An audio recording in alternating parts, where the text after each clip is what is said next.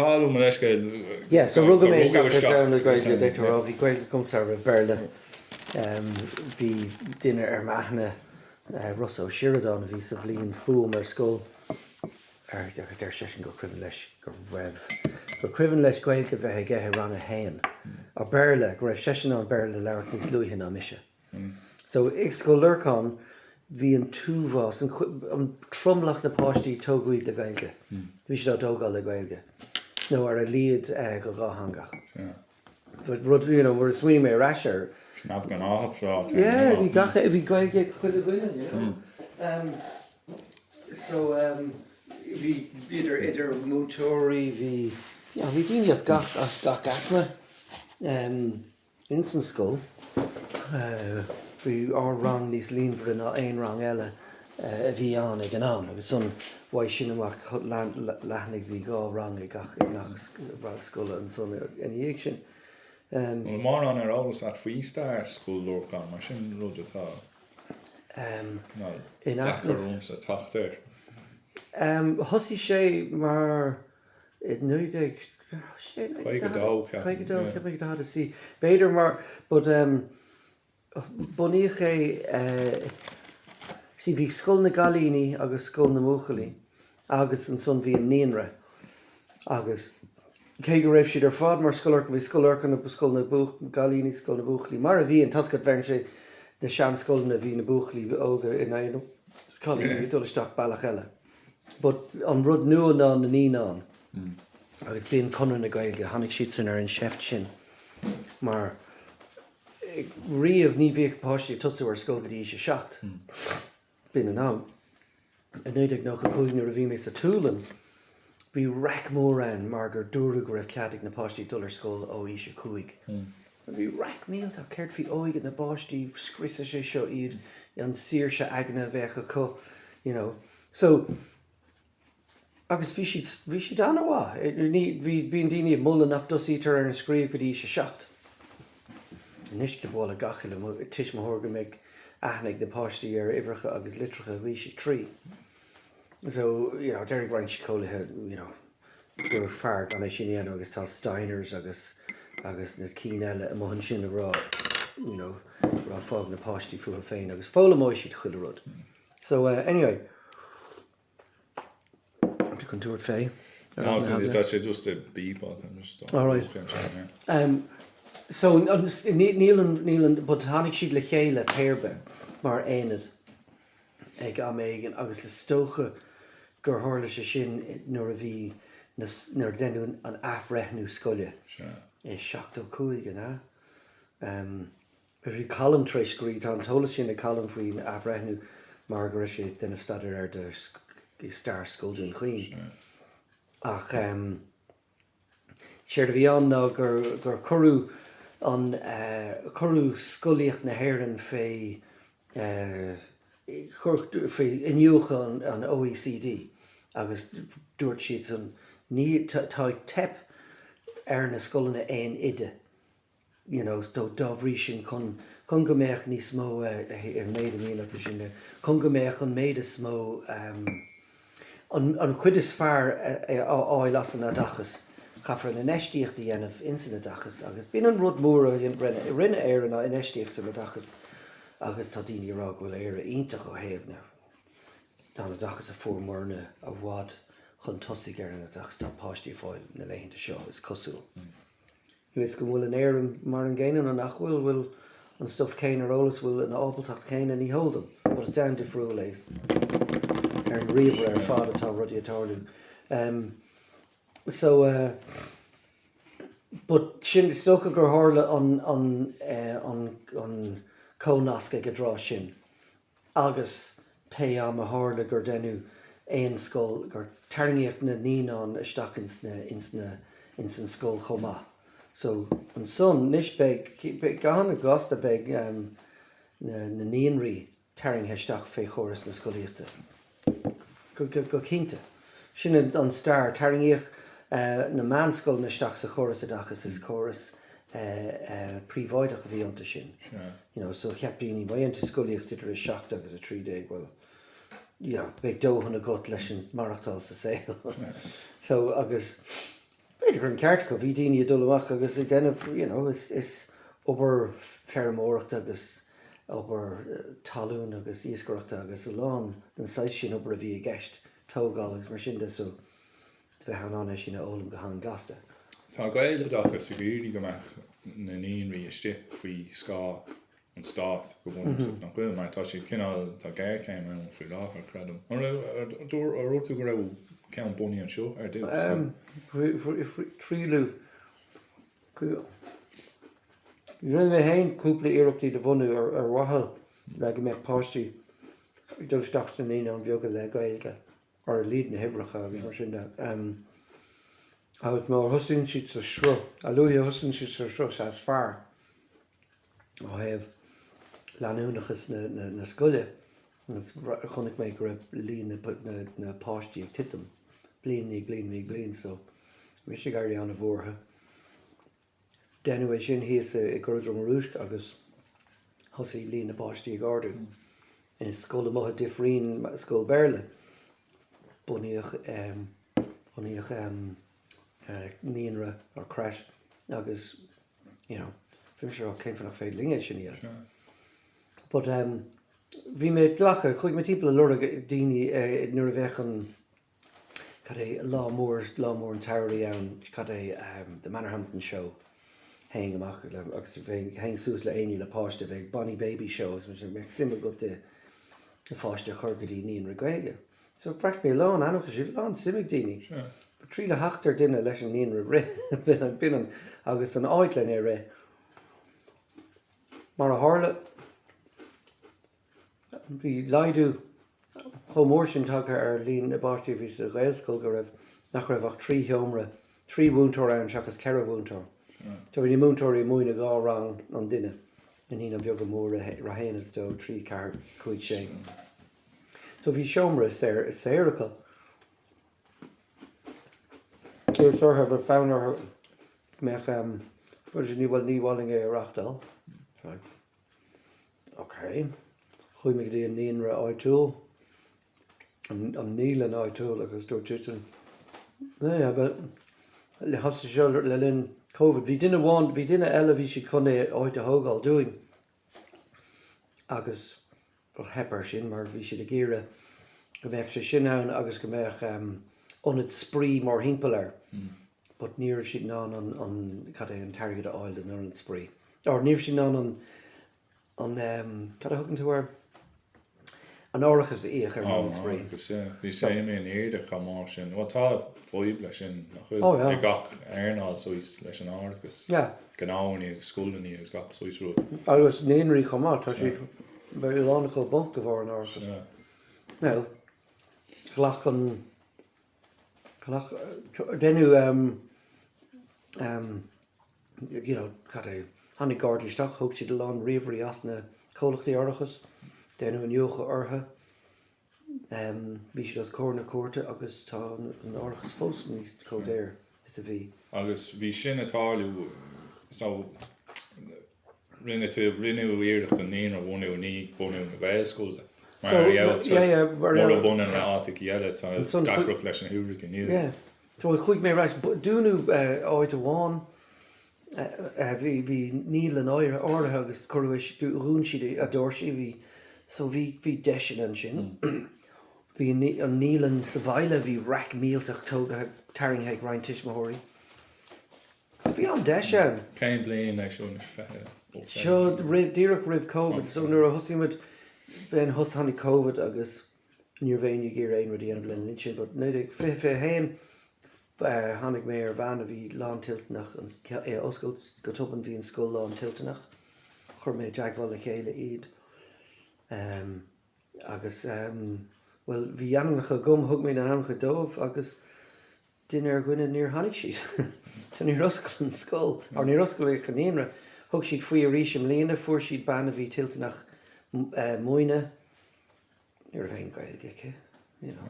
Bhí siad denmh an íirecht an tanga ólam, but like, you know, ní bhéin. But sin bin feidh ceannas na feidhna bhó na duine ag na áil le Gaeilge. Bhí duine feite agin an chéad bliain den nuair a bhí sé le doscail a Gaelscoil agus trocha bliain a cé de chleachta but ní a bhéin annar hi a bheith na stúrathór. So, just tá úlach ebre a bhád ro díon. Maar me hasú go meis sí mar stúr ó agus mar cin an múntar. Is an bhí stúrathór agus múntar le. But déiteach siad stúrathór a áil agus meach siise gobar chomá dranna le Gaeilge agus. But níos an cadathirlann sin just dúir siúr bhfuil a cadháiltí. But bíon rudí ar nós gach fiche nóid is gáid teocht nó fuairacht an chusnóra a bhreice síos. Tá sé imethe as smacht ar fád mar bhíon baing in na báistí á chamáidiste gan. Agus buine sin nach chósaí áiricha se rí. Gachfud mar sin agus Cósaí lí so is. A lánas na daoine na Ceoltóir ar fád a bhíon ins na níonar ní léon níor ar fearr atá an. Agus chumá níl mór an fear atá ina bhúntóirí. De bhór agus déanú stad ar céim fá nach na fear, de bhór gur cheap siad go mbeadh daoine a ceappa go raibh siad ro cheanúil ar fáistí. So just dúirt siad ní cheacan siad é sin ar fád. Bína sin cúis. Agus ní bhíon éon scoil ag leirt faoi cad é chothraíocht fórna ó heh inscne ins na bunscoil. Níl na fear adultas na postna. But so, man bhfuil fear ó heh na níóirí, den chuid is mó is a lot maná a bhí beidir nach raibh cho ilte, bhí maná nach raibh ítach cad é ítach ag nach chadúlachas. Cáilíochtaí. But bhí rud cad é go nádúrtha bhí siad ceanúil ar fáistí agus bhí an ceanna ortha bheith ag tuairt cuaram dómh agus bhí sé sinna go nádúrtha. So, inis is gáid le bhéile chuig a bheith agat. Agus ina dhéag sin, dá irde an levéil se smó Jones capitíocht a bhain tú. So, ní féidir le éon níonra bheith in áníd héin a rachtáil inis muna bhfuil ar a líad levéil a hocht ag na níóirí. Ag a drá sin is féidir leis na má dhéanana tú céim bunscoil is féidir le a bheith a níóir. Ach, má tatú a níóir, tatú gobar an bhliain ar fad, má tatú a bhunmúntóir, ní a brín tú ach ar feis nu bhí an bhliain agus fáin tú pá bhád níos mó. Céim fágur a chéine leis an. Sin é, so tá a lánas na daoine le Gaeilge tá siad níos ilte de bhór gur fuair siad an Gaelscoilíocht, so tá siad an leir postna tá ag tuairt níos mó airige. Sé níos fearr se, céim fáin medís. Agus sin ceannas na cúisin nach féidir le lán Gaelscoilna cé hí rúnathe le Gaeilge aimse. Is rúnathe iad gan Gaeilge an chuid is mó. Agus gléann tú ar an scoil agus tá tú leir le duine le beirle cé gur Gaelscoil é. Tá sé omnáí heart ba chóir go méich gachiile ba chóir go méich gá ar gach má tá duine gan Gaeilge fostathe go gádámh Gaeilge halabhú leistigh de am ára agus sin ról an phríomhide agus an bhór é sin a chur a gríoch agus sin ba chóir méich an foras a tuairt fé sin. Mar tá sé 6 scanlach. Níl seo fearan roisin.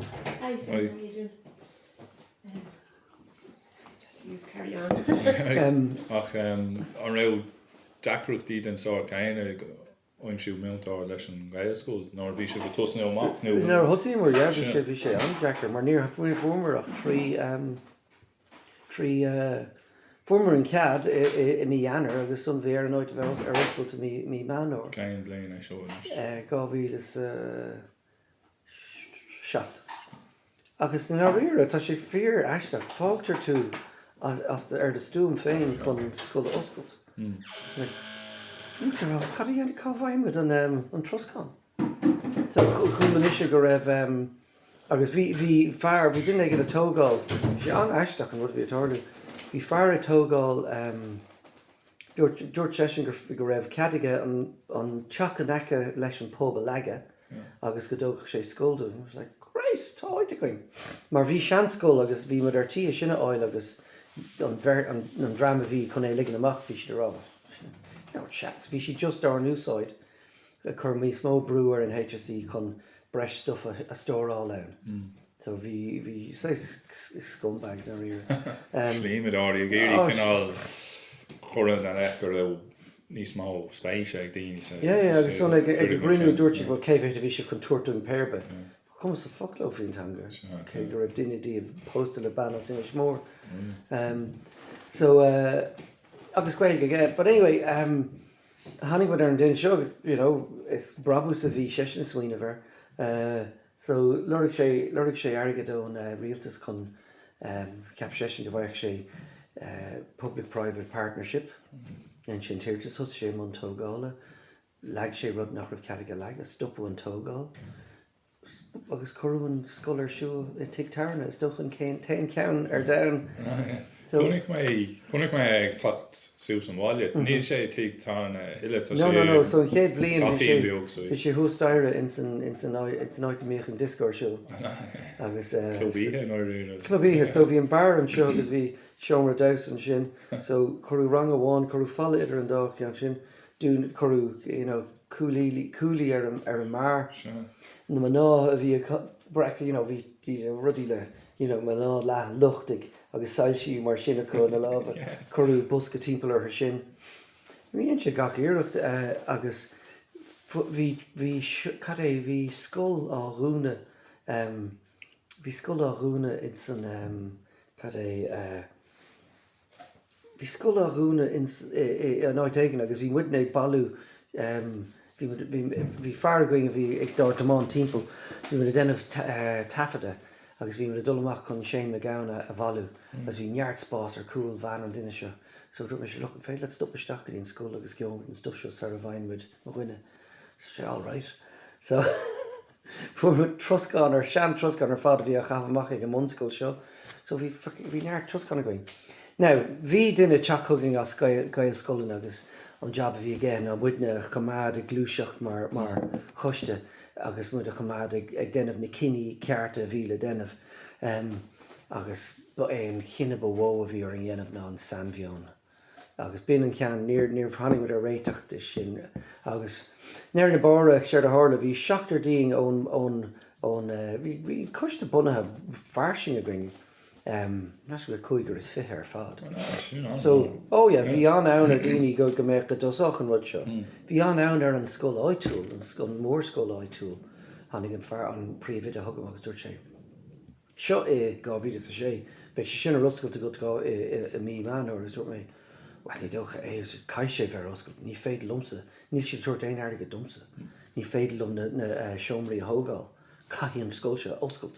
So sure, yeah, well, like, some of the super shows, but the approach is any fatal, just the old school, you know. So, anyway, so vi can come over founder and pubble, vi fihe cuig, on the togalins and baile. So, vi an outright lina le dini. So it's ray and tiga healthy. Yeah, vi an outright, because, you know, price more, but beating the tih is Syria and Aaron of Yunta. Like, gachéad míle dí gachéad chuige. You know, tá sin so fós costasach, but beidir bhfuil sé sé inis agus price an tris iach do bháda as haar fór a rís, you know. So bhí an príomhid áitiúil bhí sé an bórthú go mbeadh na seomraí aige ráláán, yeah. Bhí sé sin géir go mbeadh an scoil seo go món ófar an scoil seo. Sin náh go náhacht, é go nábíonn siad bórtha go sciúb far ihreacha. An chara leis príomhide na Gaelscoil leis go slígach. Ach, léir sé é féin, ní chara leis an Gaelscoil bhí an éachan. No, God, no.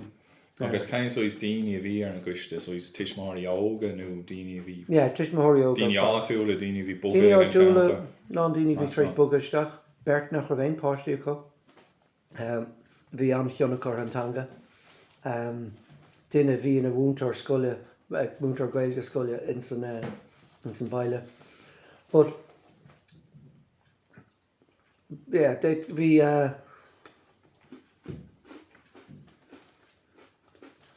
Stocha bhí mis á hamánt ar bhealach céannach mis an chathaoirleach mar hús.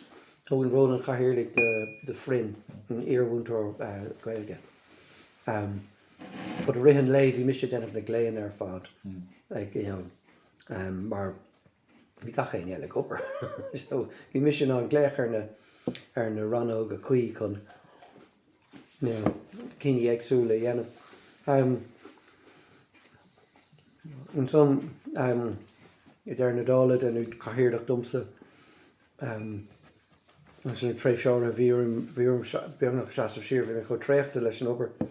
You know, ag crunethe bhí mé tuairt an chathaoirleach crunethe de duine gan páistí, but an san bheon brin an rud. Bhí mis ar grá, well look, tá scoil catilachach sa bhaile, tá scoil protestúnach sa bhaile, céim fannach meach scoil ilchredhacha going.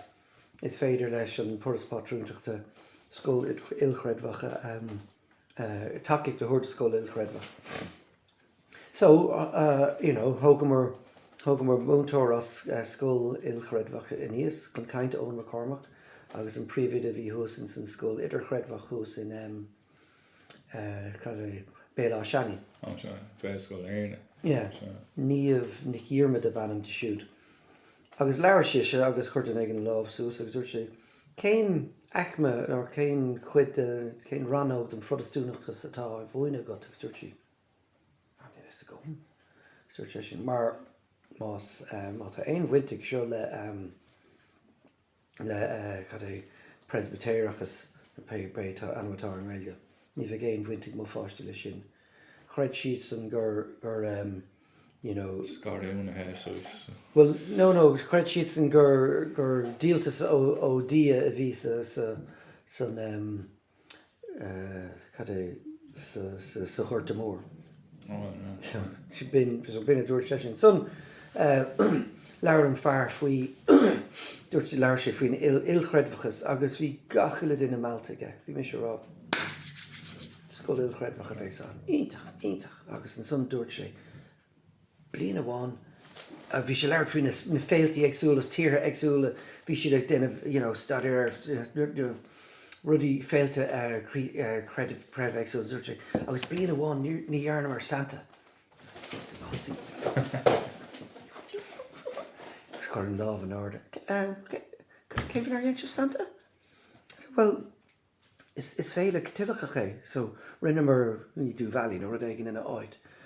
Agus bhí mis seis? Cháir sin rá. So son nuair a fuair siad amach go méach ortha agus céir faoin na sacramentí. Oh yeah, den tugann an scoil ar an sathna an dónach don chléir tugann na páistí tug ar na sacramentí dhéanamh den. Oh, ní dhéantar le linn scoil iad. Agus bhí bhí siad anna bhí thuigh nach bhí sin. So an lá seo, an lá áirithe seo bhí vóta le ghlacha dúirt mo gine, right, just caafar an cinenne seo dhéanamh. Tá lán cinenne eile le déanamh idir seo agus an lá osclaín an scoil. Den an cinenne seo. Dúirt me sé le pe cinenne. Tá is go cén túm tá gom. Pe cinenne ghlachan an mór a bhleis tá me sé sás leis mar na rire cumlum sa fadas gur Gaelscoil atá. So, son hánig an cinenne rais gur scoil catilachach a bhí an. Ní hinna bhí ar níor bhéine le rug an cinenne sin. Bhí mu a denmh cinenne idir scoil idirchredhach nó ilchredhach. So go céad crinne eile bhí gachsáis cíorthúil agus bhí okay. Look, bhí ban amháin agus bhí siise anna gníomhach ar a gcuiste agus protestúnach a bhí inti. So an é an cuiste a bhótáil an feicú duine ní na tiismathirí a bhí. No, just an cuiste. So agus níor beidir go raibh cahardéig ar an lá sin as gur seachtar an asna. So bhí mis rá, look, okay, níl mis sé rócínta de seo mar chinine mar nach raibh crí aine in san cinenne seo. Agus so, you know, beidir go chóirúing agus an cuistear fádan seo tuairt fé arís agus an thosaigh an. Dhéanamh ghlach na cinenne, ní féidir dul siar ar cinenne. Má dhéanamh siar ar cinenne, bé mar dul siar ar cinenne arís eile.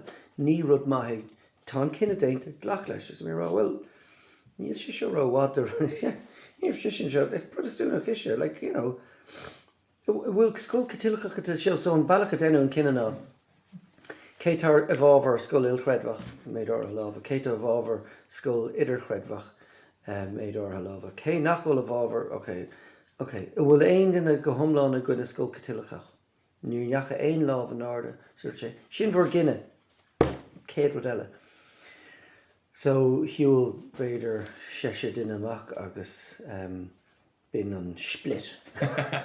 An chéad bhír an glár. Yeah. So, but you know, but cebéir be bhí, you know, agus simul go maith ceannas na daoine bhí lán ar son an catilachachas. Níach siad ar an affran.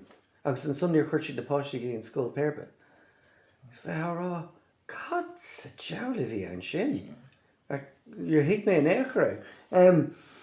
So an son nuair a tháinig sé go dtí bhí uring 17 páiste bhíonn, so bhí 17 anam a gum agus bhí sé teach lá na hoscailte now fuair mar amach go raibh an an Joontas a áil chun troscán a áil agus mar sin de. So cé go raibh an troscán seo going bhí mar an Joontas áil chun troscán eile áil. Bhí íhananta dagger mar íhananta rásaíochta, you know, íhananta tháinig daoine le chéile agus you know, bhí daoine treéis pizzas a dhéanamh bhíd féin ag a bhaile agus bhí bailú airgid mar sin agus bhí in áíar a bhí sé duchreidte mar Howlótha go hantópan go raibh gachéine in san pobl hena féin agus bhí chuid is mód na daoine in áíar treéis bugasteach. Bhí mé treéis dul timppel chuig, you know, bhráinnig mis ar náid agus dúir mé ráid seo tá Gaelscoil a deisgurt Cluainín, beidh sé seo in na Gaelscoil ag freastal ar cheantar túisgurt Cluainín. So chuid mé timppel chuig na stát a híochtar fudfad dúir mé tá baile fearnan seo má aimimid duine nó bheirt as gacha le baile fearnan beag ling. So, you know, chuid mé timppel imar chóir chu mé bilógaisteach ar ngacha le doras. Agus an hála an céad lá bhí mé chuna bilógaisteach. Bhí mé stop an fearseo mé thug mé an bilóg dó. What fucking use is that language, huh? I fucking agus landse bacon or what fucking use. So we are going to Lum agus dúir mé, well, you know, tá deire do héile teach be gaiigh na páistí. Agus beag tusas a fucking beag tusas san uig. Gus bhí mé trí sin a rála seanbhain ar bhí mé seach ag bailú de conan na gaige. But sure, that's a dead language, nice as well. I want to more on the frasúra sin, just dinner the bird. No, just dinner one. But céad rud eile agus mé siúlsús an bhóthar tar éis sin fuair mé gléach go hon. All right, hello. Yeah, I'll be really interested in the Gaelscoil. That's good. Well, yeah, it's you know it is for kids. Yeah, I know. Yeah. My daughter wants to go. Oh God, sure. An fucking éarnach glán an éidean an fucking tanga agus an sasnach umláin ar a hon. Sure, marachta agus suchi fear at. You know, ach mar a hálíonn sé is banní siúd a tháinig a rais mai sasna, thóg an tuis mar tháirí rais ó hasna í. So bheith cacnaí umláin ina go, but éarnach go smurrin a chrí. Cumán an seo san éartha, bhí mé muí á cúpla cheachtain á hin agus bhí go lá canúntí sasnach anach datnáá nóig ar éarnig go bhí ionta, yeah. So agus, you know, bhí mé dul timppel a géir ar daoine, you know, bhí an 17 wein le tosú. But céir tháinig ar chinne tosú le ní an bheoga ní an mhóra rang a héin agus rang a dó. Now dúirling gan sin íanamh dúirling ar bhatha le gailge na scoile tosaigh le ní an bheoga. But bhí an éireann sin tuis mothirí a bhí a rá, well, chur mé mo chláán ar fádaisteach nó ní chur mé aonneacha. So rá. But a rud a háir a thosaí mar le gá bhún tóir agus bhí ní an bheoga ní an mhóra rang a héin agus rang a dó. You know, agus bhí banháin a ggéir go socha páiste rang a cuaig agus bhí na múntóirí agus bhar. But bhí mar lurg múntóirí dúirt a bheith sé Jackar, bhí sé iontar Jackar ar dús. Mar tháinig trúr chugging. Banháin bhí postacha just dúirt sí gan dhéanach sí an aglah. agus an bheirt eile bhí ceanna bháin bhí si díreach ilte, agus an bhean eile bhí si trééis sin hibernia dhéanamh agus but níor a bhan céim ceartaice bhí si fós a fehar céim ára but bhí banna bháin a bhí ar a goiste ar dús agus bhí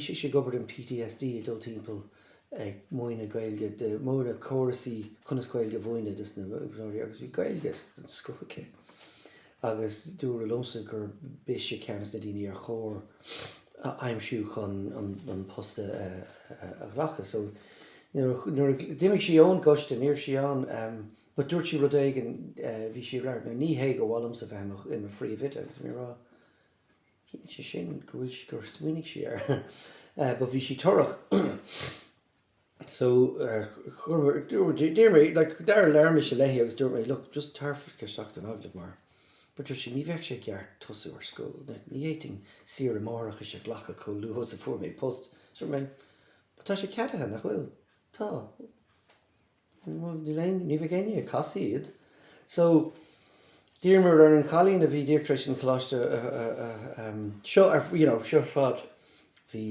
dunas na príomhvidí eile bhí a cuiidúling dúirt sé sin seo mar a dhéanathe níor an tolas seo gine hí duine ag cuiidúling an bailach ar fad agus so dos díirmar isise mar bhí na cáilíochtaí a cé dos díirmar an bhean eile mar bhúntóir agus bhí si le bheith ina phríomhvid a sealadach agus son thosaí mar in san bar son dimig siise tar éis bliana bhí sé róheachar de Cáí siú an duine áit nó as Conamara de siúd agus bhí sin na cóí Gordon Marús a bhí bugasús a fuair sí postan son a Gordon Marús sa Gaelscoil hí an son agus a bhí ban eile ba as banítach náirtógad le Gaeilge agus dólann si go hána wathe as inis Cellan ghlach siise fuair siise post but agus an son hosín go bhí so hosí mar le massam le chuige héan so bhí sé a buinte rá ráis chuir meich me a fáil stádas búin gus bin an rud bhó níor si de tiltanach stádas búin a bhrunna orin an roiin no bruntar é ort má tá 16 in san bhonscoil nó má tá chuige héana goibh leis stick de trí bblion so bhí chuige héana goid no sorry is an tarna bblion no, bhí tro a trí nó a hosímar go leiscéil idir an dá rang or idir an ceire rang bud an gá rang scoile an gá seom ranga so agus don bhí rud eile bhí anna himú ag an am bhí an túmhás tefiige teachsteach sa tír agus bhí duine as finna géalaigh seaasús a rab a chóirmeach airigid ann agus buíoch an buséid seo le go meach na páistí ná an beirle ólam so bhreanig mis ar na daoine sin na daoine a tháinig chun na scoile ní hí chu go tasach chuirsú ní hí go daoine a bhí lánach in san baile tá siad siúd an bhd níos commádí is cosú tá na daoine bhís bin an cleiste bhís chun choirt faoin pobl an ascán pobl na daoine a bhí na cónaí a tuthe éonracha las mudas na bailte bin na daoine tháinig agus bin tromlach na daoine draslairs bhí seo tá seo an at so roiintas an rud a bhí an ná go raibh na tiismathirí buartha go mbeadh go nnéanfaí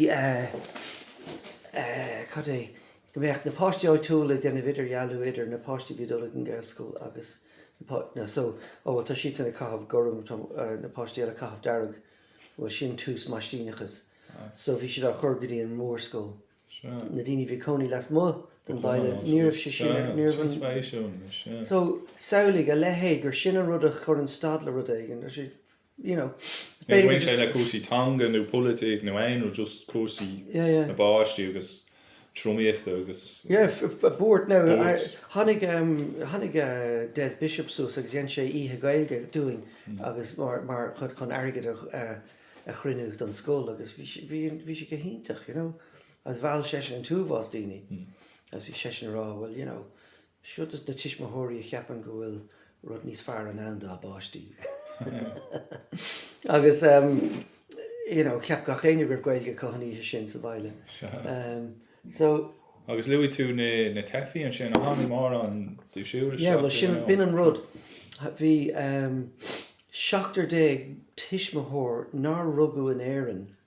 So beidir go raibh siad postal le tiismethór eile, but bhí seachtar dé tas tiismethóirí sin in san chéad trucha trí duine bhreastal ar an scoil. Rud a bhí do chiintach. So chuir mis isteach ar an íirtas seo ag rá an bhfuil bhí lurug breis airgid le, beidir airgid a chur ar fáil dus na páistí chun níos breisgailge ólam. Agus gléimé ar dúirt siad, no, níl sé seo ach de páistí atá teachtas tíortha géin. Stúirt mé, bhfuil tána páistí teachtas tíortha géin, agus dear cadé dúirt siad, mar ar béarla máthair hanga ceann amháindas na tiismethóirí. Tá is féile leis an scóil chur isteach chun Johntas a áil. So mis bhfuil tá seachtar déag díobh an seo. Stúirt sé, well, tá seo an béarla a bhhain agus dúirt mé, but tá siad a freastal ar Gaelscoil. Mar a géine leis na páistí tá freastal ar scóil béarla, ba chóg méid an tacaigh breise ann dómh siúd. Agus son hánig siad agus bhuaigh mé an díospóireacht. But an son lá nuair a bhí mé an ggóhannas dúirt siad, right, tá chun éh runna ormh. Ach caiig tú seo chun béarla bhuaine dómh agus dúirt mé, no, ní chun sin, is chun Gaeilge bhuaine dómh. Dimi si lo san haig si right, yeah, well, as dúirt mé, right, cén fóg go mé fáil an Johntas níos ísle. Tá seachtar déag ar an list an seo. Dúirt siad, well, tá cethir an sin agus is as túisgur héireann an bhreatain bheog agus sasna an cethir sin as dúirt mé. So tá tú rá go bhfuil siad sin níos go bhfuil ceapú rá go bhfuil na daine sin níos bhfuil sin níos éasca dómh Gaeilge ólam ana. Agus dúirt siad, no, but ní fé tá choras seo a daine le béarla. Dúirt mé, it's the choras scoíochta Gaeilge tá a leabhart faoin seo. Agus dúirt siad, well, look, ní féidling é ahrú. As an son dúirt mé, okay, so bhecinn tú tá an meachdaoine as an Nigeria agus an Ind agus Pakistan agus deisceart na Africa ná an choristeach ar an choras seo. Oh, yeah, go cínta. Dúirt mé, agus béarla an chéad tanga ag go lánaigh na tíortha sin. Tanga. Oh, right, well, béring é ahrú. Like sin ran ó stát sin an raine a dachas sin daoine gan bun hiróliach. Se. Agus athraíoch an buntéiscin de céin tanga an dam, céin tanga go leabhar tíor eile. Agus siúd na daoine atá ag rá nach cóir Gaeilge a bhuaine de páistí tréisí sé héindeag. Agus tá páistí teachtasteach amantí le 5 hanga as tíortha géin. Agus ceapan siad you're too ticked ar an Irish. Like is cineachas é sin. Cineachas umlan agus tá Gaeilge híos leis agus tá rátada. That's an dí lúnathe. Imime as smacht ar fad. But ach né sin an tain ór a hánig tú so is equivalent leis an roin. Well, bhí ban amháin, you see, tá reintíní tá ar de hon agus reintíní tá de chuineiste in sin agus chud is mó tá siad chuine nó tá siad umlan dúr. Gléimé, so denú caihirirlach asamsa agus imi se rá, well, cén cad é an caihirirlach? Is dú rí céir ar dé reintíní, like, cén rála tá gom? Ó, just gan cinnte go gachéine denmh a job. Cén job atá go, like, bhí mi sé seinte banna ceol, níor mé ar chuiste riamh. Gus go tuban, well, chuiste bunú radio na lifa. Bhí mé a chuiste ar scóil, but go tuban in dhéag sin, bhí mé just mothir ag sein ceol agus a ban sultas an saoil. Dí chuisteúir a bhí anam. But ceap siad mar gur misisiú an caihirirlach an chuiste bunathe dentar caihirirlach na scoile as sin. So, all right, so thus bhí ag léach ar ibhreacha in san rain a dachas a rá. Cad é an sibse? Cén ranóg é seo. Mar tá bhí na ibhreacha ag ahrún tá mar fad. So, before mé bran go bháin, I said, cad é an sibse? No, ní féil mé sin a rá. It's like, well, it's okay. Is caihirirlach mé bhálam is a bheith gom cadí na ranóga ar gádum sa bheith an gléachar ha más gád má tá bhór daciíocht weim. So, tá mé just a gléachar de rá cadé de ranóga agus cadí enan tú. Ní si chuna sin a rá leta. It's like, but tá tú gobar sa rain a dachas, tá. So...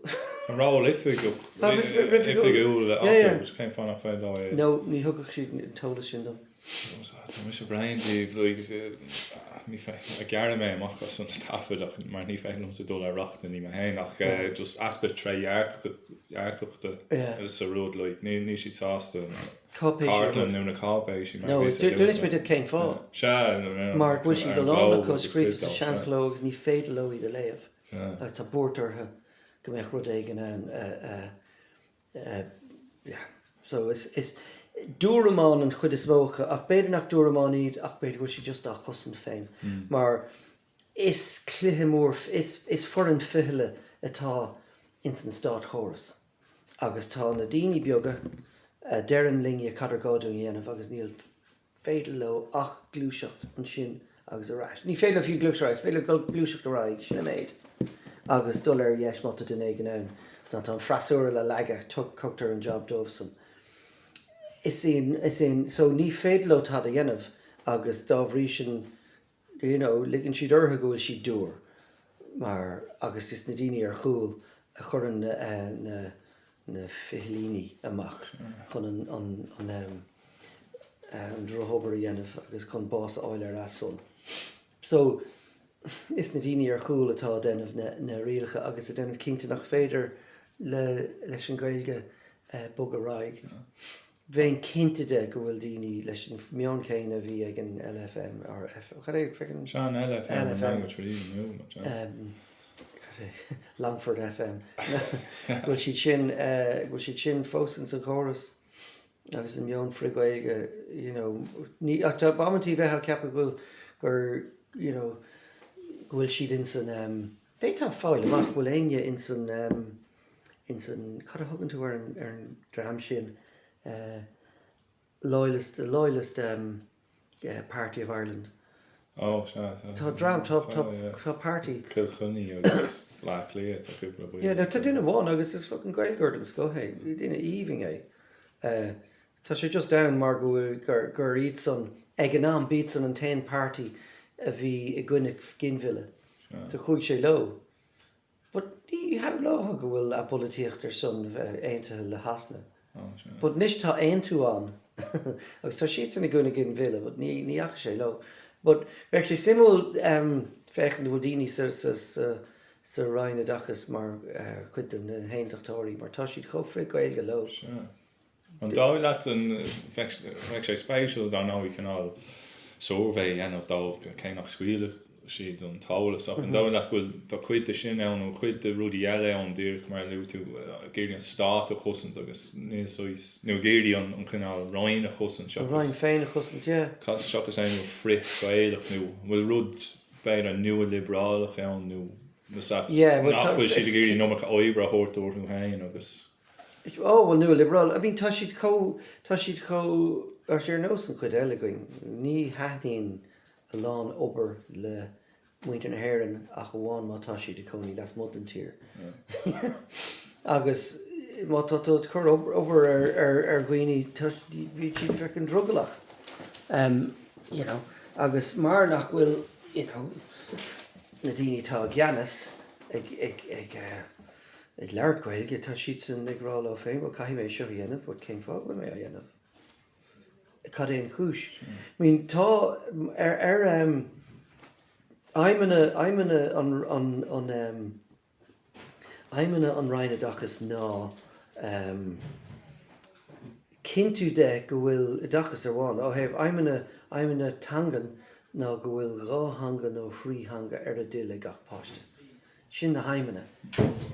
Tá ag tep ar na aimimena sin. Tá ag tep go thomláin ar na haimimena sin ó thaobh na Gaeilge de. Níl siad a clíló. Sin chuirméid fi sé sin ag tús in Lapalley Tree agus tá aimimena an rialtas ar chumá agus tríthanga atá tastal ag gachéine can obair san órap san orthaí. Chud is mar bhíon you? Ein crackway mo bhuine? No, not really. Near hannig sé kaint leat? Yeah? Agus ar sé ort an ar lurig sé na rialach away? Yeah, just said yes, they don't have them. No, he didn't. Yeah, that we read the message. He said there'd be another punishment instead. Oh yeah? He'll probably just say that to scare me. Yeah, Anyway, cuairsaí scoilíochta, máistí na bhúlatóir. Oh, no. Aine gan san school. No, sure. She's Bhí sé sin na dúiltú gomlán do leisteachar mar gur scoil Ceoltóir a bhí ann. Oh, sure. Mi sé treéis sin frecin gachíar Right, so oscail is this on? agus dúiltí sé sin freistal ar. It's like chun sláis náireach, you know.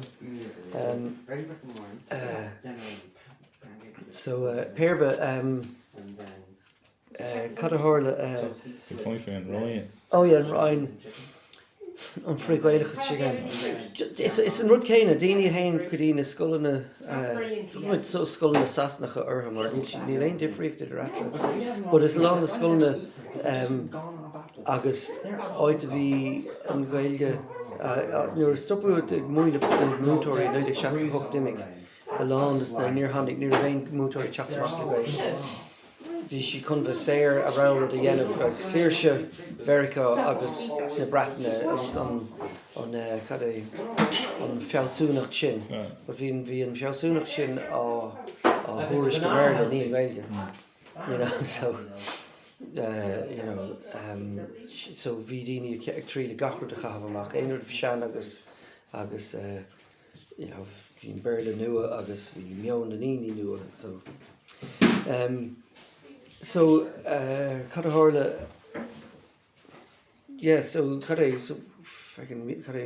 Ryanadachas a lán sa bhíine sin atá stigan sin chuir sé trídan córasadachas gan an tanga ólam for si post Ryanadachas agus sais groupthink. Sure. Oh, yeah, fucking bhí mútar ó as go gomsa agus sin an tain swainmhtá có. Agus well, ní gádas na daoine sa Ryanadachas freastal ar an gailtacht. So tein si isteachchan sin ní gádómh ólas a bheith cothar aon rud. Bhain si so stíleúna an gailtacht. Yeah. Well, fuir si ní gádómh níl sticken sin so na daoine atá déanamh na cinní móra.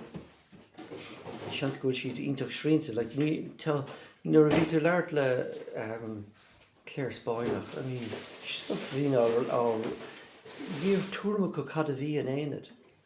Níor túrma go an difriúil. Tá daoine sticken sin tá déanamh cinní gan túram. Maar it's like was swinging to her the Rory Quinn in a Hakta Dal. What was it? She's in a Ara Edachas. Agus yent vi kinne eigenach lachige agus insen denu fascination Mariauler agus insen fascination sure vi in camera tafed agus kinne eigenach lacha agus duurt nog winne.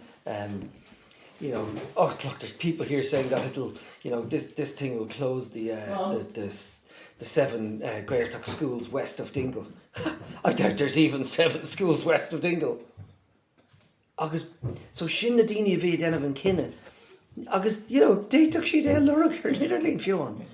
Agus bín an anolalas, an bun anolalas agus an fucking subtle freighailach a hagan asta leis an anolalas sin.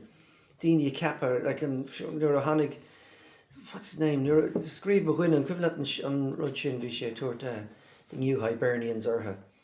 Holycows, Williams. Now, bhunig sé sin é sin, go hilas go thomláin ar leabhar a scríos na hochtadí is lasna. Oh, no, yeah. Agus a hathí Gaelscoil áir Hawan. Agus neisgart lá léir. Thug sé sampla den dá Gaelscoil a bhí ranla. No, it's just...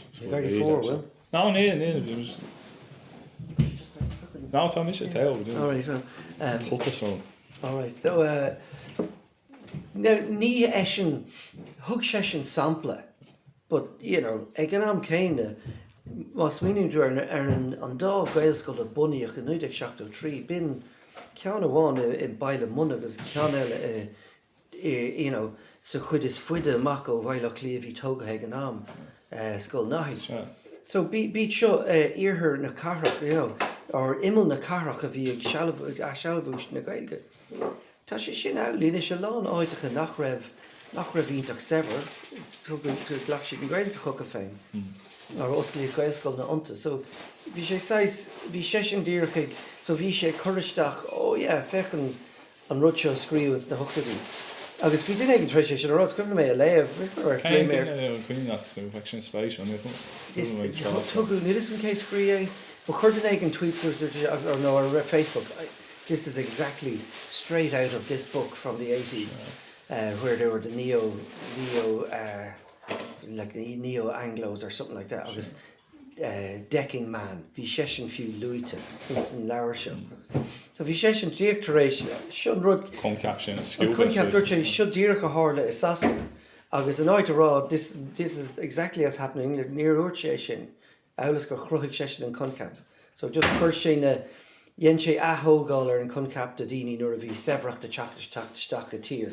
Chunig sé an rud céine is a hála a hebh na hachnaíochta agus an hebh an tuchiide a hála sasna. Chuir sé spin so is Gaelscoil léachta. Yeah, chuir sé spin na hair na bhí Beckman bhí neo-Hibernian daoine. Agus bhí an ceartaige go tuban nuair a bhí air a sever captured right tá amaghaint an tanga. Mar was swinging to an irid sin scoilna bhí an féin winning sin go tuban ag na Gael. Agus cad a hála an céad rud a hála ag le deire an tígur Ceoltóir ná aspa scoilna ag oscailt. Now, ní hin de bhar na pobl bar a bhí 8 Gaelscoil idir manscoil is bunscoil le hoscailt a gábhí is a hocht. An dáile go bhfuil an cinál meán deannach sin fás ann sa bobal is at a spraig na Gaelscoil na Gaelá. Nu bhí sé an seocht is léirn má bhí fethe cúig. Cúig fethe an gcuiste. Bhí agus tá sé ann agus tá dram ógtreis bugisteach agus tá siad a denmh tá siad a tríle an tanga thuirt chuc a féin a rís, you know.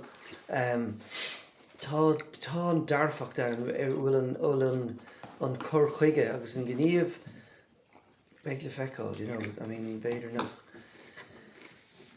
you know, an deachtar is mónis ná an laidú na hibrecha sin tá mise an a bhórtha faoin sulmar. But, you know, in our rang bhí 7 ann agus bin gábhí is a 10 nuair a chosí sesin sa scóil. No, hustas been 2 then. Gábhí sa dóia. No, 3 jag. Oh yeah. So gábhí sa 10 bhí bora mór fé, you know, bhí got a baby boom man. Sure. So, you know, agus actually agus an tígur Celtic a teachcom Derry bhí baby boom man. Son Gábhí bhí baby boom man, yeah. Agus so an son near of bhéin is an cadile a hála well leidig hannig leid at the post mé í 7 an árán an chéad uair bhí 7 agin in sa bhunrán. Tá ná bhí eisiim go má an sin in an chuúlú acnaméic nó gaiirché acnaméic a dá 40,000 duine an start. Cúicéad. Matthew Feud is pulling a bhíonta. Dá chuú siad an bhaile. No chuise go London i gobar ar something sin. Ach, in son hánig an túbhás a ráis. Ach, 250,000 airnig, dimig daoine as siúg. Like bhí Tyler Choháin a bhí an seo hánig go gine ráis a San Francisco. Is bhí sé díal tithe agus bhí sé déanana go hínteach agus dúirt sé maid nóháin, níor léon go hon. Agus níor léon go hon ó hin agus dúirt sé, you know, bhí na go hon a gléach fiche cúig an an lé. Níor léon go hon uair amháin le sé bhí agus dúirt sé right. Tá mé dul ráis fáid postáil a San Francisco rís agus tá an clán chun teachta mí. Bhí sé déir dam dar éire. Now, níor tógu ein teach nua in san cantar seo gábhíle seacht stop siad ar fád. So an dain dul I lied. Well, ní tá aine landíine ar aithne bhí fáid a bhí tithe císacha tá siad a chafamachchas na tiise mar bhfuil an banc ag chur brúar na daoine na tithe díal. Tá sin natála go Yeah, fáiltas. os gur féidir le an targad áil ráis. So, tá siad a dul a gcuine lán á ceantracha beaga ó héamh déanra, but aspa páistí á teachtar an saoil. An cuid is smó tá rán ó 3 páistí teachtar an saoil de hisismathirí. So bhí mar a ruirmé ha bhí róthar mór agus an líonú na tithe ar fad agus ní stop daoine túir páiste sé, beidir nach méid an líon chomór sin an. Yeah, so that fear yakar no the talk. Muna Gar bhfuil- came tiig down no go talk on us. Yeah, ní Tatu marachtal the talk to hishmahori us. Ni fail at pasta. yeah, Chrohill. exactly, yeah. Listen, Caddy and she's a tap on. Love hotels. She remember Well, sin fog around of shields a tap on a stop, yeah. put on a host on her fadl on who chronic it is. Yeah, sin is quid and scare fresh and so. Well, more on deep sin man Yeah, show tá dra mór. Keen a bit stuff the school no. Ní hannig éine staach éine chu It's on com. Gaelscoil, no. Bhunni mar lá chumar an lá na Húcráine ar siúldómh agus rinne mar chalí na bháin dólam sí so go rud a hard ná nuair a thosaigh an unra ar an Úcráin duine bháin an grúpatá going Aránaí agus daistric sé Arán na Húcráine go Gaeilge. So bhí muid denmh ihe chun airgad a bhallú dus na Húcránig agus hánig an cad é dúirt mis nach chéim nach dagan tú agus an Arán sin na chasa. So chur chlómad amach na bhfuil chumad os cór an pobla chan gach éine in Gaeilge. Agus son bhí sé na caiint leis na daoine an Roma Hair, bhí sé na leir lofií an Gaeilge agus an tír agus mar sinnde. Agus so dúirt siad lo right tá so hosí bhí si le an uirla seo sais chláirseach na Húcráine tá an Cad anam do chud me sé go chléigen mar Also is fada is the bulgar. Yeah. But it's such a nose the shrine of Ecker piano. Anyway, canis na ná bhí ar costa bunathe is Ucránach a bhí inti. Tá lé mé orthe agus bhí siise chuidú bhí siistíochttar teachtar as an Ucráin lena máthair a bhí an broite. Bhí si trílí sin thuirteach sa tír le fecin le trí bblion s ní lig an tíirí a thuirteach an sun go tuban bhí si lig le gachéine teachtarteach. So cad a hála thug si sin isteach agus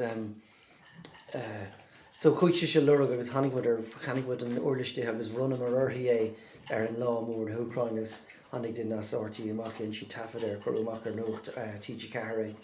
Lá íhing a bhí an.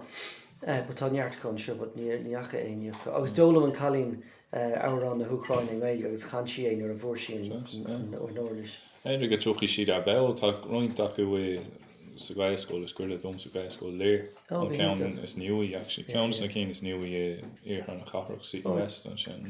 Brilliant, bhfuil ceann Gaelscoil sin. Yeah, agus wacha tú an fís an sin de bratna seáirí nó na páistí is an bratan bioga leabhart im ratnis ar páistí Ucránacha. Oh, right. Yeah, just chun ceis go faoi lín an altaí an sin luú tú ar bell go raibh siad Titum sin Masan ar han ar dog a rang a sé Masan ar hannig páiste bháinisteach rang lína an bioga hí blin bháin ar hannig géin fáiste gus hannig trúiristeach lína. Scaid lena muine sin na rudí bhí mit cointe níos túisce Gair céim tuíoh agus titum dain ra go gimráta nu. Yeah, agus drochaáil. De hosí pismathirí tóg an na páistí amach agus cholós a hálíonn sé sin, well Tosín tismathirí a caint. Momentum an sin. Yeah, tosín siad a caint le tismathirí eile agus cluisin duine bháin níl rudí go mas a scoil sin agus sin é, fucking tá just chodí amach. But I mean, again, am céine tá na páistí an a hondas a scoil. Éine có tá bhí aithna gomsa ortha learn si Gaeilge lumar an sráid. Bhí mis ag tanú go meach bhí an scoil ag méadú agus bhí ceappa déiteach an scoil seo ar chomhéid leis an scoil eile agus go méid dá réir beidir tríon nó leat is na páistí sa bhaile in an Gaeilge leabhart agus go meala sin na páistí eile. Duine bháin bhí sé chas sé 8 mbliain sa bhunscoil. Ní higann sé Gaeilge, chuid sé go dtí an bhanscoil agus bhfuil mé leis is bhí rá dogad tú peolta Guinness. What? Peolta Guinness, go on. Now, peolta agus Guinness, níl ach ta ar so differ idir pint of Guinness agus piont of Guinness. Yeah. So, no ní fearítach éir mú lé chur bit, but chuir sé sin búirtar an. Daoine eile, bhí tá siad iontach, lán sásta leabhart agus bralóid. Den siad gach iirecht. An macha sin agus, daoine bhí an árang tá banna ceolacha, bhui siad comórtas. Now, níl siad a scríbhing gael, tá mis sé gastrú na hárandó, but tá siad a caning gaeilge. Agus tá gairigh a hintach le. Well, canan siad a gaeilge go roint áitne agus áitne, den siad cíad a Maryland áitne eile, but tá gairigh a hintach le. So, tá... Mascán de tóirí out. Yeah, agus daoine den of stadar ar an gaeilge níos má nuad agus mar sin de. So, tá, tá an tanga tar rééis tá deisig an tanga tre fás. Tá sin an rud is mó, dairig ling dá bhár tá an tanga ag fás, tá áit ag an tanga sa sochi. Rud bhíon adult timp na bhaile géir ag seach na gailge géir daoine agus a brunna airgadortha den fuinóg is fear maisithe le gailge. Agus so na gnáí nó na tíine. Agus go chuireach sí rudí sús agus bheith, rudí beag an gailge chu. Agus, bhí cé punt, Victini Road, Jesus Christ, bhí airgad buite going ó glóir na gail, so bhí me an ná sinna dhéanamh. Bhí me hosbéid a déanamh roint rudí am nullag chorch med tubhiopa lear gailge ar siúl. Agus bhí sé roscail fa gá bhí agus thug mar isteach, ar gá heachtain thug mar isteach luach míle punt leabhar. She should, I baile beag le míle chuig duine. Hannig duine bháineteach agus chanig siad luach céad chuig punt I leabhar. But fós féin rí daoine teachteach a chanacht níor anmar a bhíine é. But dá bhar sin... Cuiste bunathe ar an cuiste scolanú cuiste glóir na gaile tá. Right, tá buinte so, tá denna lán rudaí ó thaobh drámaíochta agus túair deisina, agus tá COVID really tar éis Gui a bhaint as na seolta so is go thomláin, agus thar daoine just a déanamh a chuid ar bhenach. What dul amach sin? Sin múna scuile. Bhí cat. No bhíon cat na Cluainín. Sin dul a drá an túisgurt. Agus níl éon solas a teachtar ar seach bailach sin. So mór sibh mór an ceabhar ó le héadí glár na gaile nó bhí sibh pléid leis an scúl nó agrigh déanana chun agus mar sin den. Well, bhí no, ní thugann siad carr no. Nuair atá an scúl bunathe is faoi an furas pátrúnteachta agus an scúl atá gceist. Agus an bord banistíocht is fuaithe féin atá sé. Agus ní chluise tú mór an ó furas pátrúnteachta ach bhfuil siad a déanamh cinnte go bhfuil áid don gailge insan choras a dachas. Bhí rud amháin dó, bhí an tigtarna béal doras ar díal. As bhí túram a gomsa bhfuil déitach mud ionad gailge thógáil ann agus an scoil a bhéadú isteachán agus. So bhí tháinig siad chugging agus bhí gach is bhí tháinig glóir na gail thugging agus tháinig an furas pátrúnteachta agus bhí mud á phléis seo agus bhí okay, well, más féidir é chanacht. So Laura gave mar price uha agus dúirt siad ba chanintear a méid seo, hey, it was great. Camilleri, bhí siad just a lurag price wenge le go meach siad an bun price a úsáid chun an áit a díal. But níor díalú an áit, níl an áit le díal, mar go bhfuil an talamh a thug mar ghuiineasteach is le an pub lada. So ní féidir leis an pub an clós a chanacht.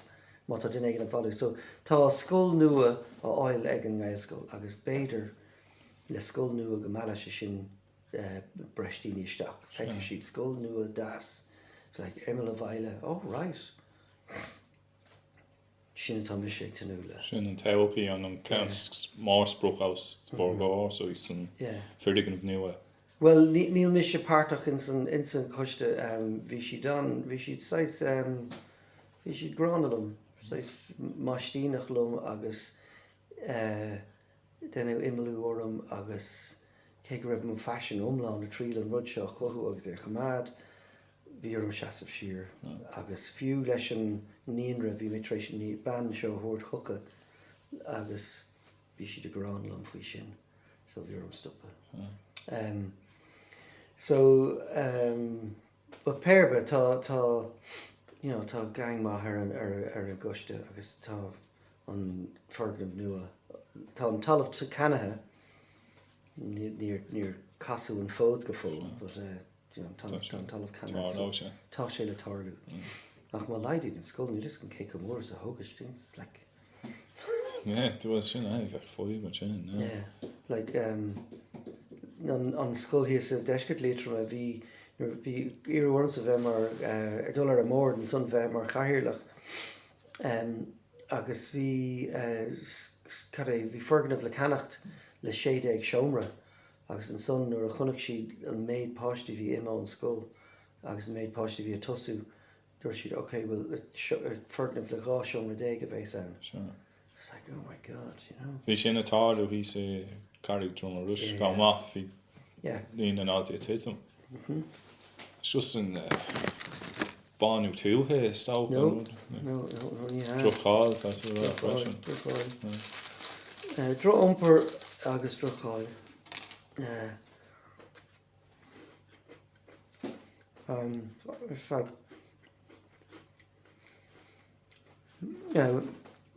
Now sá de príomhide a bheith in a bhúntóir agus ina príomhide agus sin bhá a chun sé agus ina hisismathir.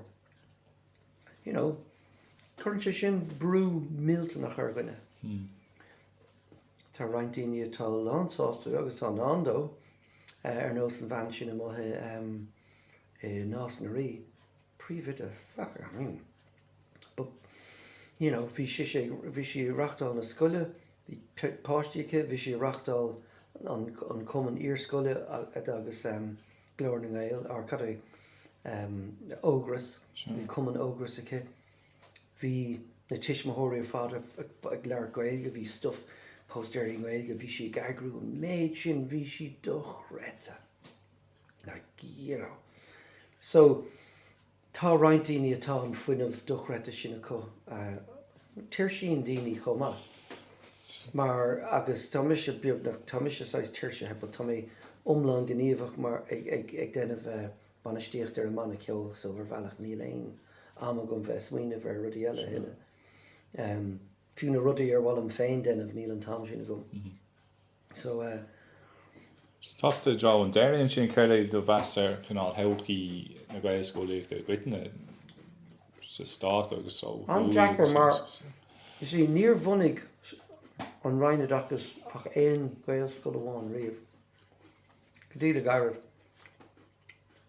Ní fiú agus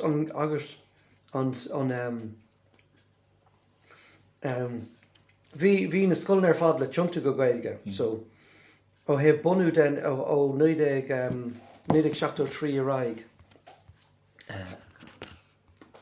Tá mé just déine. Ó 1973 araig níor bhunig an líg siad de scoil na bunú, níor bhunig si ceann. Inis tá siad an munú mar gur bhfuil échel ortha, má tá scoil béle le bunú an áit amháin ó cabhar Gaelscoil a bunú an eiceir. Mar sé tá siad denmh sin ná tá siad ag leidú líon na daoine bheith go frá an freastal air. So beidir bhfuil 3 scoil áitiúil ann tá ceireg nó 5 stát taíochta an deir siad chuil scoil nua le bunú. So cárach na páistí rach siad go dtí scoil béle nó Gaeilge. So tá siad a leidú agus bin an foras pátrúntaachta íon cinnte go raibh mar tá go raibh siad ag bhí tepartha. Bhí tepar an glúiseacht mar nach raibh ceadacha iad oscailt mar go raibh siad a tuairt. An rud a bhí an ar bhí muid ná dúirt si 16 páiste nachneachaí ag an scoil hena agus chun tosú chun cead áil oscailt. So má tá an 16 ganam agat tá leat. An son dahraigh siad an rial dúirt siad is ó hebh déanra de bheits na scoilna ag oscailt fasta.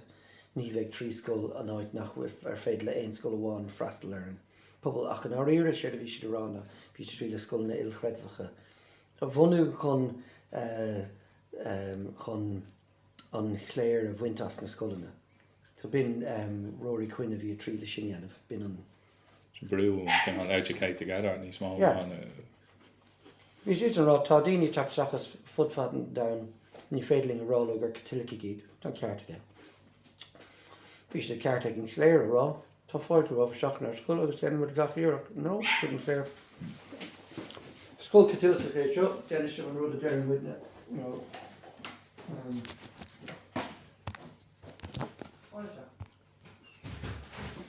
So Cadé an tauchaí you see tá Really a show dul she dul dakar really. tá sé an Jackar ar Christy. what we have so what's going to be tá factasóirí ann agus tá daoine atá gobar it's the in áitna now factasóirí ten siad tá déanann siad over ten siad timpeall chuigna háitna seo bíonn siad mo ag éire scoilna géire teacht ar deisina níl na daoine sin an faoi láthair. Bit tá daoine fostathe Gaelscoilna chun cuidiú leis na daoine sin, ba chóir go mbeadh siad san fostathe chun na deisina hapú. Is í tá daoine fostathe cólachtaí chun an bun obair a dhéanamh ar gá dhéanamh, son tá daoine eile chu fostathe chun dul amach chun deisina nua aimsiú. Tá sé sin fágathe faoi daoine ar nós mé hain, daoine ar nós tú hain, nó daoine atá a fuór deis an Gaeilge ólam agus dúirt siad right ba chóir bhálam sa go mbeadh Gaeilge ag mo fáiste, mar ní bhaid siad é sa scoil Sasnach agus nó scoil Béarla. So chuna sa dhéantar sin, agus sin just duine bháin. So an son ag an istómh, so sinna le héad de coiste glór na Gaeilge agus coistí chunar na Gaeilge. So tá sé fágtha go thomlan suas go dtí an Saoránach agus tá na céimine mar atá léirithe ag an what's it called? Na céimine léirithe ag an rialtas go siad na chuine. So ceannas na bailíomh tríd a bhí a gomsa ná is tá siad tá siad rá tá nócha airgad a chahabhar trí scoil in éon áit amháin agus aibléis agus cíos agus chu 7-8 míle punta íoch le príomhide. 3 pre-vidi in éon áit amháin, So cog méid sin éon scoil mór amháin. Go déitar gur gá go mbeadh, na bhrinne cléir spáinach é seo. I dtí go mar neachas siise chun cainte lomh nó tháinig siad chocaí. Ach bhí scoil in lár na carach bhí na scoil Bhéarla agus tháinig siad thuca agus dúir siad rá beidir go chóirdaing má chuna sa baiting with athrú in our Gaelscoil. Now, mar a hála sé, níor bhiseach a swinine bhar seo, anyway, agus scríime amach. Mná clé, it's an count in Sin Street, yeah. Bhí sé sin lán le daoine as, Muslimig, as tíortha eile ar fad, agus bhí ansimig na tiismóthirí chomás a Gaeilge, so Gaelscoil in isé. Tá, nílis an céin mó a dúsáid, conasar bhíon siad bhí, tá món a breic amach a gom. Bhí mis ar cad chuna sa dhéanthá seo agus bhí, céim ag bailché dhéanamh trí bhliain I 6 bhliain.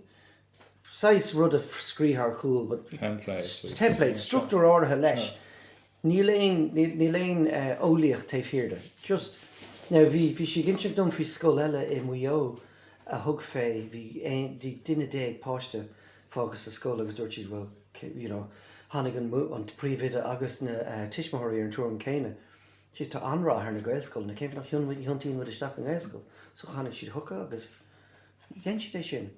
Agus dtír bhí se leir lééis dtír mé ar bhuairsih níos smó páistí dá bhhar, dúirt si, tháinig tuismóthirí, dúirt si tá sibse bunú mar chun Gaelscoil bhunú, dúirt si, all right, well, chlóráimid ar báist an seo. Sin sásta taistil níos fuide an sin. Agus san tar éis gá bhliain chuir si deir leis. Céim fáth. Ní túrma chuna sé dhéanamh níor bh gairí le.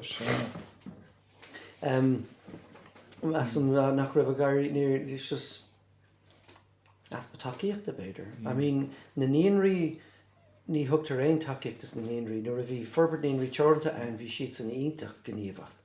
ag léach ar na níonraí ag cintú go raibh rudí a có. And is curtar stuff sos ar nidirlín agus ní deirtar le níonraí like ní leart le ban amháin Watson tá trí níonraí cithe bhunaigh sí féin. Dú mé ggéir ar hiamíon níor cum costa níonróirí I gael dachs de jagfol liv. Níor sé jagfol o bríomh. Rá, cad fí neara sin.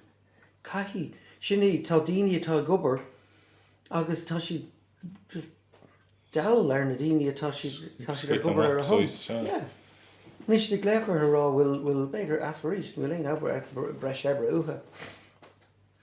Catá atáirliú agus a lurug, you know, so tá is fuhí féin ar fád atá an obair atá dhéanamh níor agus hálas thís bhí ferbert níl return an bunig siise fuha sin tu buinú an targetú sin agus tuú an córam de gaile dachas nach raibh an taithí acu.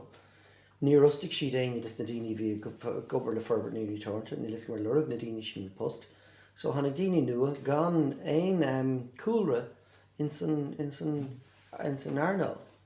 So you know, daoine le gailge bhí sásta dul am ebre, but factasóra bhí in a chuin as spell firste bhí a bhail ferbert níl return factasóra fucking an school, you know. So níl sé sin an fáib le dar lumsa le gaile dachas an aspa factasóra tá daoine den scohans de gobar an ach caafar dín I factasóra a ostú sin an fáib tá agus beidir nach bhfuil an target acu bhí siad san na post míltach a dhéanamh nuair a thugann ráine dachas an postar níor fór siad breis airgad an breis fórna arcu. So, you know, agus tháinig daoine amach chugging bhí si dtír go tosú agus léigh siad amach an you know, rís an duine chuidig léin nuair a bhíam de bunú sorry, duine bhí chuidig léin a rís duine as bell firste factasóir ceart hiag sé conas rudí arachtáil nuair a bhí duine rudí eile bhí daoine teacht amach agus eolas gur léigh siad rudí as léigh siad stuff like an chéad bhean a learn mé leihí bhí si fostathe ag Dram ní nóirí aigen bhí si fostathe sin nuair a bhogmar an sardús agus tháinig si amach agus dúirt si bheith an áid sin gomach an níonra bhunú ó seo an lábh leabhar agus bheith an áid sin gomach agus bhí rá an sin bheith an áid sin gomach seo an lábh leabhar bin níor gléisiúr am ag sin so si rá you know catá tarlún seo now so you know bin duine le post nach raibh ein sin breise agus tá daoine leis an sin breise you see tá daoine tá ná an post a dhéanamh agus déine siad an post nuair a chuirtar fuha ach an sin breise a chothín na rudí seo mar is rudí as nua so dar lumsa caithí si dul timpeall inis chuig na bunscoilena níl san bheo an beirle ghlacha ag na bunscoilena seo so dábhrí sin agus deithre go lánacha ón merle go dtíon gailge agus a reis go dtíon bheirle dábhrí sin is féidir le tosú agus tá rudíntacha dhéanamh ag Gaelín an bratach cochra agus ach you know tá na scoil na céine mar bhfuil fáinú an bratach glas and whippy you're kind of going all right so you know bhí mis ag muladómh on what's it called on lína orga tas go nuair in a black belts tá black belt agus tá duine ag an black belt le 5 bliain so you know but fáin na daoine eile tá fós ag dul suas na grád na fáin siad first dan, second dan, third dan so chuirtar bindlán timpeall ar an Chris ag rá bhfuil tú iad kind of Chris Duff le rud éigen eile. Tuiscin down go mbeadh cinál dulcan cín de réir chéile. So an rud atá tar leis an brata cochra ná gohfuil bhí céad chuig a scóil ag lorug ag breise ag éire teachtasteach ar an comórtas agus ní raibh an foran ann chun dul timpeall chun cinntiú go raibh na scoilna ag Ceoltóir na dúgasí chun an bratacha. So ní raibh gairí leis an rud. But ceannas ní nach raibh gairí, bhí gairí go hinnta leis ní raibh gairí lo na daoine eile haingtasteach. Ach bhí mé leart le cad é méobh ní húsgurt meam a réad ní húsgurt tá stigan sin. Agus bhfuil tréith dem líon cad éon spruch. So ba cóga meid spruch agah se na scoilne seo thuirt má a thosaíonn siad ag muoine éon rang eile trí Gaeilge go bhain siad an cad é ribín orga ar an ratach sin. Má tá rá rang á bhuaine trí Gaeilge go bhain siad rá ceann agus a lehéad agus go bhfuil tógáil. So go bhfuil tú a dulisteach ón tús agus ag ahrú meón agus ag an am céine go bhfuil daoine fostathe gaiiledachas chun an tír a thiomtú ar an Gaeilge. Na scolanna féin, na scolanna beirle a thiomtú ar an Gaeilge ag gofráil cuasaí Gaeilge is na múntóir éid seo leabhart leis an tiismothirí ag chur biló go chucha an stuff seo ar fad. Muna bhfuil sé sin á dhéanamh nílteach a cumad level in isce ag an level ar a bhfuil se. Agus tá forbar down fós féin, tá dad a cúig Gaelscoil in mé lá clia. Tá sé sin nítach. I mean, a gábhí seach mé is go chu raibh ar trochadó. So fadas tá fás a teachtar an chathair tá an Gaelscoilíochta fás. Ach, ó héamh na manscoilíochta de sin an feibe smó. Tá níos mó daoine a fáil dílúna ón Gaeilge ná mar a dhéanaan an Gaeilge trí Gaeilge an san orteist. In Gaelscoilna. So tá níos mó an public teachtamach gan éon ábaltach Gaeilge ná mar atá le ábaltacht. Agus chun go mbeadh tanga ná an marachtáil caithí sé bheith arolalas I gach é. So tá reinadachas ag marúdúirt fecin marúdúirt what's it, it's the murder machine, marúdúirt Morgan Pierce. Tá siad á warú agus le cabhar Fine Gael, Fianna Fáil agus brú mór as pártaí nach debre tá siad a marú an tanga. Ní é ach ag marú an deis fás cé bhfuil gachail a rud scríofa có. Tá rank polatóirí ar nós Ruairc tá an Gaeilge ólam aige tá sé leir cha sé an fáin a hall in hall America nó sé an leis an lad tá sé déanamh an dúirt ar an isis. Chunig tú na fí se an bhe. So beidir gur tógéis sin fi blian ó hen, but anyway agus beidir gur just choú amach é chun ard a hairint ar Leo. Mar bhí gachtaín rá, this isn't the right thing for a Taoiseach to do. And I'm going, beidir sinna tá bhaige nach daoine just a rá Taoiseach. It's ard. Mar dhéan sin rud céine chat an éigen cad é. Caffé déirte an glic ag an marigéicht, féin varigéicht so is. Agus hála sé hús an seo chumá le enda Kenning. Gwiblet mar bhí 16 chun bhí sé trí le fáil réig le Fianna Fáil agus an bhí sé rá right. Ní chur fáid mé réig leis an Gaeilge éigentach agus Brian, what's his name, as Labour go thomláin. Lean sé leis an factas, but tháinig sé seo go Cluainín agus bhí rac éigen ann de tháinig den éigen isteach was sé béiciúir set up ar fád eistóirh a díoch siad chun choras an rud. But choú é sin in mó le but an rud eisteach a bhí an a bhí siad a tríle gan an mic a thuair domsa lean mé raid chuma lábhsús. Ní thugad siad an mic an fiar a fuair mé an mic mar bhí duine taobh leis an mic Carolum thug sé sin mic dem agus dúirt mé aine sa seomra seo tá Gaeilge costa bhargar ólann siad ar scoil é, but tusa múntóir scoile. Muna meach tusa ag muoine trí éon Gaeilge, ní bheith Gaeilge ag aine sa scoil seo agus dá aintas a réig le Gaeilge éintach san áirteist ní bheith éon múntóir a bhuaine sa bhun scoil. So bíag sé sin mar ar de chun sios. So agus leir sé ráisian Gaeilge lom ní mé rá go raibh ar chuig sé sin a bhaimar an méid a dúirt mé, but chuig Chaisiad an rud a drapa siad an henne. but an rud a smó chuig a bhaimar ná na Gaeltachtaí. Bhí na Gaeltachtaí rá. Sin deir leis na cuasaí Gaeltachta I muo ins na Gaeltachtaí ar fád. Má bhainean tusa an áirte sé sin tá muinte na tuaithe an muinte na Gaeltachta ag bra ar an airgad a hagan. Nas gur sin bhó chuig a bhaimar.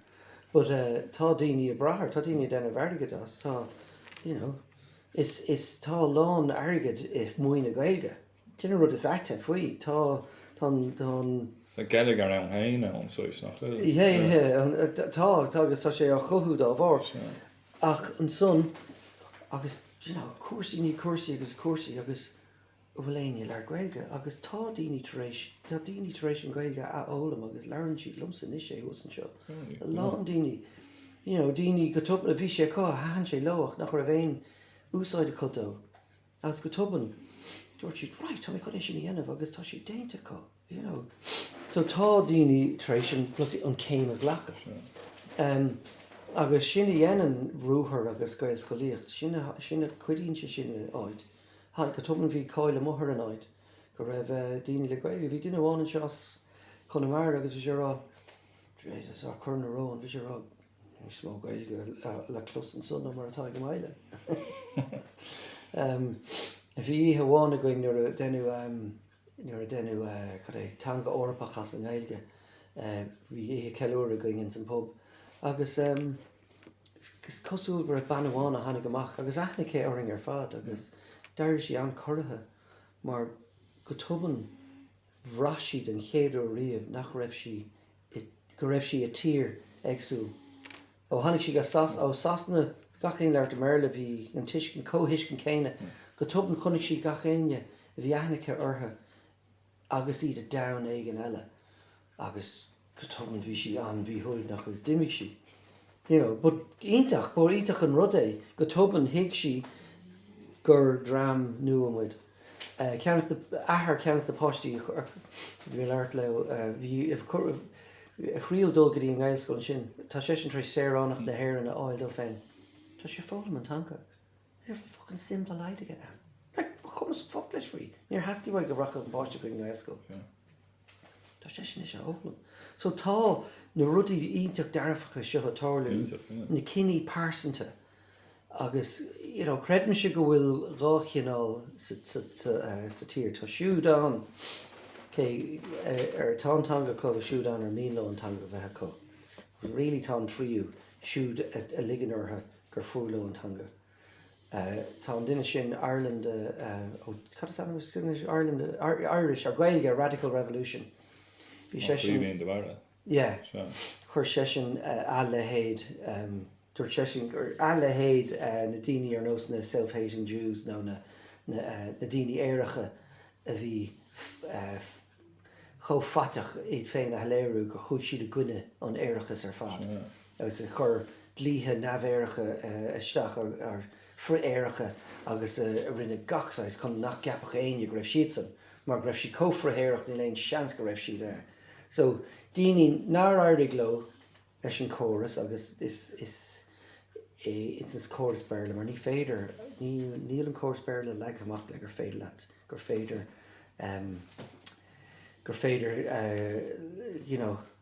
go dag le cadé, just an míle ceirichéad uair clíg, ní féidir tanga ólam in san imeacht an sin.